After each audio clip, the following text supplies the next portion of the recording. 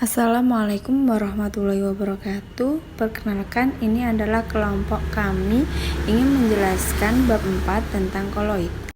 Koloid merupakan sistem dispersi yang bersifat heterogen, tetapi stabil dan terlihat homogen. Sistem dispersi adalah campuran antara fase terdispersi dengan medium pendispersi yang bercampur secara merata.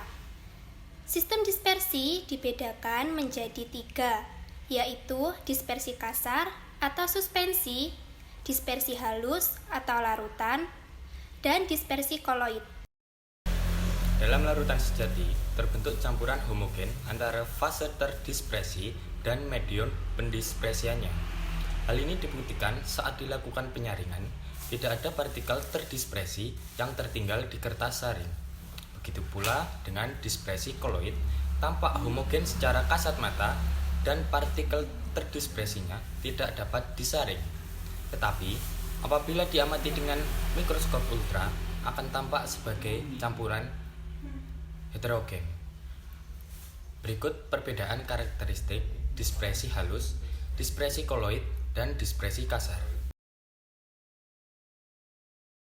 Sistem koloid merupakan sistem dispersi yang terdiri atas dua fase zat heterogen, baik fase terdispersi maupun medium pendispersinya, dapat berwujud padat, cair, dan gas. Dari ketiga fase zat tersebut dapat terbentuk 9 kombinasi campuran fase zat.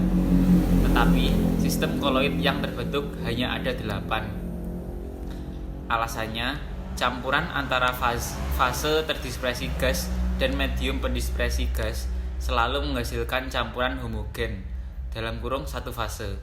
Berikut jenis-jenis koloid. Secara garis besar ada 4 kelompok tipe koloid. 1. Koloid tipe sol. Koloid sol dapat dibedakan menjadi 2 tipe, yaitu sol padat dan sol cair. Sol padat merupakan sistem koloid dengan fase terdispersi padat dalam medium dispersi padat.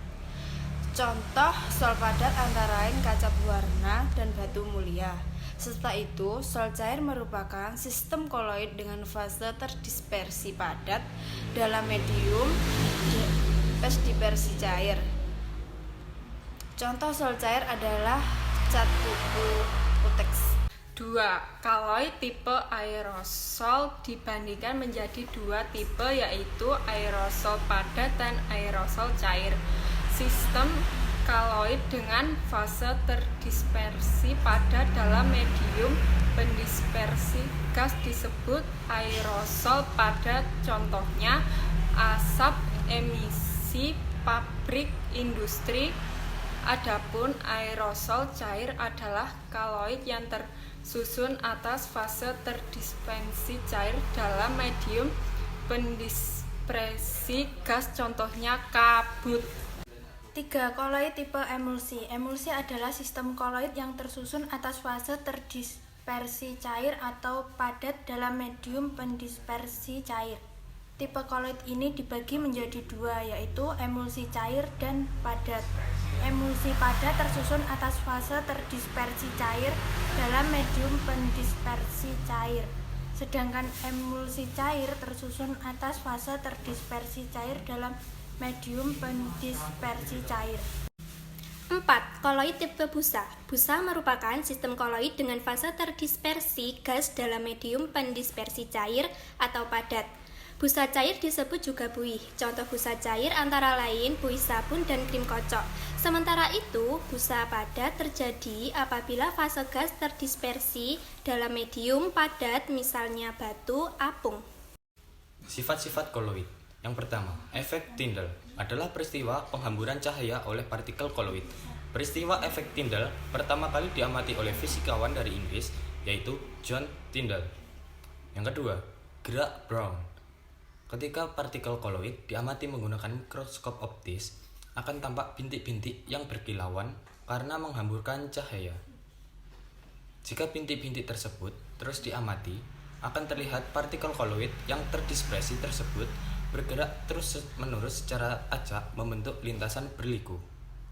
Yang ketiga, elektroforesis.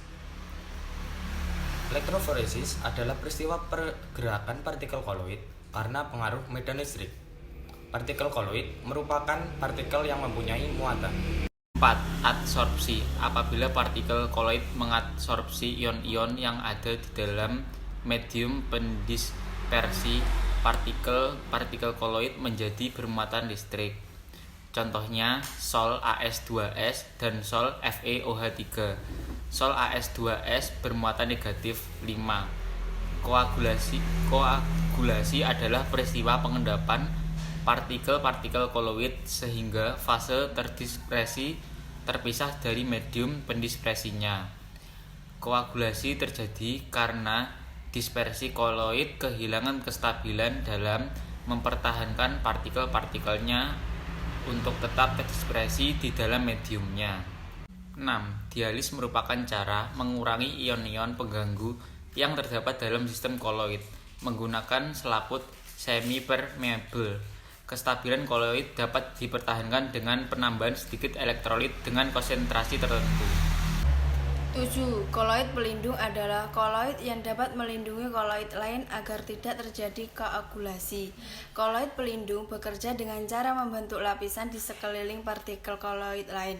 Lapisan ini berfungsi sebagai pelindung muatan koloid sehingga partikel koloid tidak menggumpal atau terpisah dari mediumnya.